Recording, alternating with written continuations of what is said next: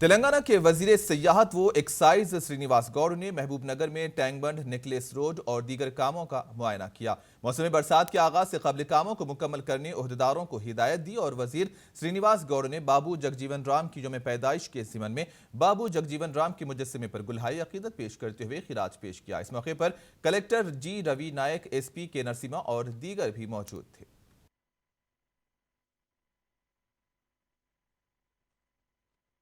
సాబ్ అంబేద్కర్ పేరును పెట్టాలని చెప్పి పార్లమెంట్ లో పేరు పెట్టాలన్నా ఇతర రాష్ట్రాల పేరు పెట్టాలన్నా ఎవరు ముందుకు రాలేదు. కానీ ఈ రోజు కేసీఆర్ గారు అంబేద్కర్ విగ్రహాన్ని 125 అడుగుల విగ్రహాన్ని సెక్రటరియట్ పక్కన పెట్టడమే కాకుండా సెక్రటరియట్ కూడా బాబాసాహెబ్ అంబేద్కర్ విగ్రహ పేరు కూడా పెట్టడం జరిగింది. సెక్రటరియట్ కూడా పేరు।